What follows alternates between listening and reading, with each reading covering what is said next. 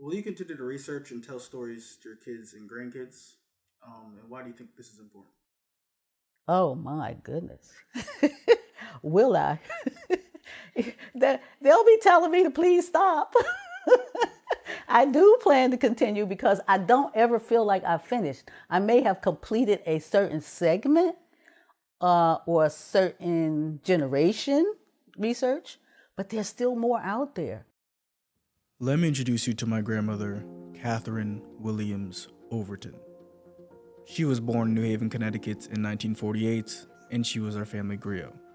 A griot is someone who collects and preserves history by sharing stories. In the beginning, my grandmother had a mission in tracking back our family history, and in her decade of doing so, was able to uncover our family's history back over 300 years. When my grandmother reached 5 generations back, she discovered that one of her ancestors, Timothy Cesar, was a Revolutionary War hero. But her greatest discovery still lay ahead. She noticed something unusual about Timothy's mother, Rachel. As she was reading through the 1788 town rolls for Dartmouth, Massachusetts, she came across the name Rachel Cesar. More mysteriously, she was listed as an indigenous pauper. With this, my grandmother had just uncovered a tantalizing new chapter in our family's history, the story of a woman who almost lived in 3 centuries. Now, my grandmother had not heard of any Native American ancestry in our family before, so who was this Rachel Cesar?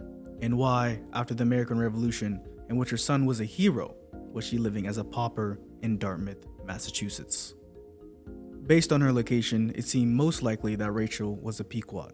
So, my grandmother decided that perhaps the best way to understand who she was is to understand early American history from a Pequot perspective.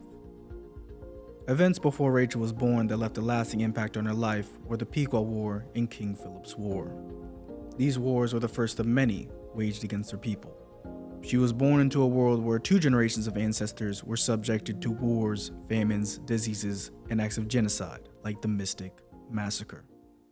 The Mystic Massacre, obviously a huge point in history, turning point for the Pequot specifically. The Mystic Massacre itself, burning a village, and then when the Pequots are trying to escape, they're gunned down. This horrifying.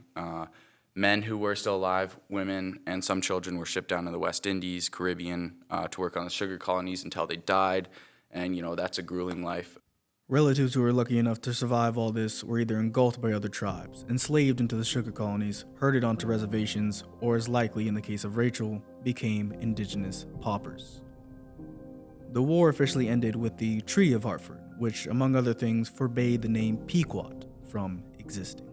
This erasure of Pequots would make it far harder to trace Rachel Cesar. Even her name, Rachel, may have given to her by the victorious English as they attempted to stamp out any trace of the Pequots by giving them Christian names. As indigenous history is oral, losing one's name means becoming lost in history. And the name Cesar is a significant indigenous name. Tribal Pequot leaders are called sachems, and listed in records next to the Cesar name is the word sachem. While we know Rachel was listed as a free woman of color, in reality, it looked bleak. She and her tribe had suffered through generations through war, disease, displacement, and insecurity. How bad was it? We have evidence to presume that she felt the need to indenture herself in order to marry an enslaved man to avoid future struggles she may have faced alone. The Pequots know the power of names, and for years they have fought in courts to ensure names will not permanently be forgotten.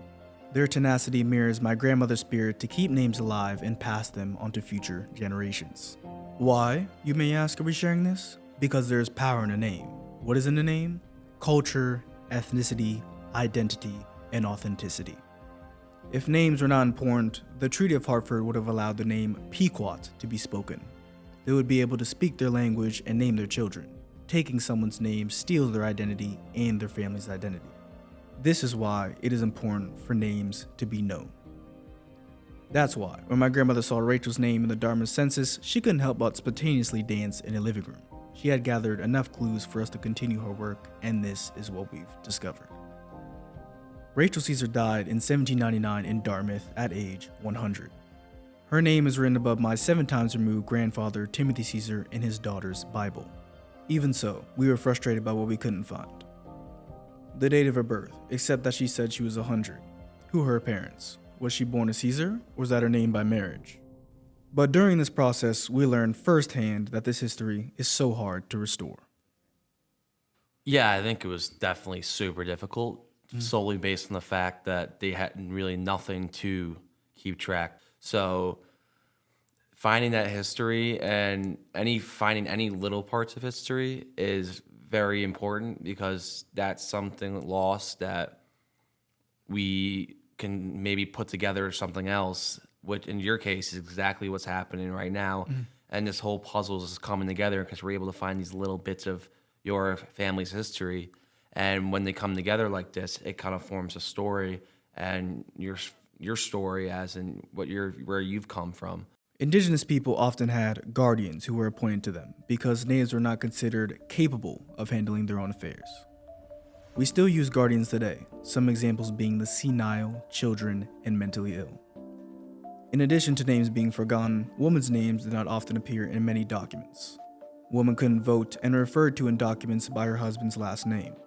So if we don't have a record of marriage, the names of women were often lost. And there is power in names. As my classmates and I researched Rachel, one of them discovered an intriguing connection to this work. There is power in names, and I've found an intriguing connection to this work. This project challenged me to learn my history rather than to be told it. This encouraged me to examine my roots, have conversations with my family, search out genealogical records, and discover my background. I was particularly curious about my name, Sachem Ramos. Sachem is an Algonquin name for chief or leader. Following the journey of Rachel's people leads us to the Caribbean. Perhaps this is where my name came from. It turns out that my father was inspired to name me Sachem for 3 reasons. Satchel Paige, who was a legendary baseball pitcher who played in the Negro Leagues and Major League Baseball before being inducted in the Hall of Fame in 1971. Next, Satchmo is a nickname for jazz legend Louis Armstrong, who was a prominent figure in the civil rights movement. Most applicably, my father chose Sachem to celebrate the indigenous population of Puerto Rico, the Taínos. Making these connections to our project allowed me to learn the true significance of a name. Even though we shared what we found and didn't find about the presumed progenitor of the Cesar line, Rachel Cesar, we want to further speculate by connecting the dots. What we can speculate about Rachel Cesar is that she was a woman who came of age during an incredibly difficult time for her people. At the end of her life, she was dependent on the government and possibly indentured. To live through this ordeal, she must have been a very brave and strong woman. Perhaps her strength is best shown in her extreme old age when she died, 100.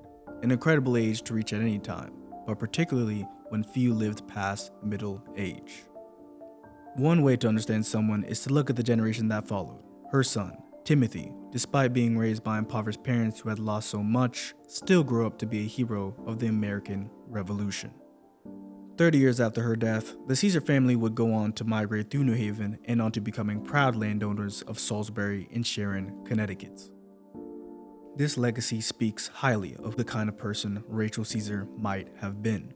Perhaps it was her resiliency through her struggle that was passed down to her descendants.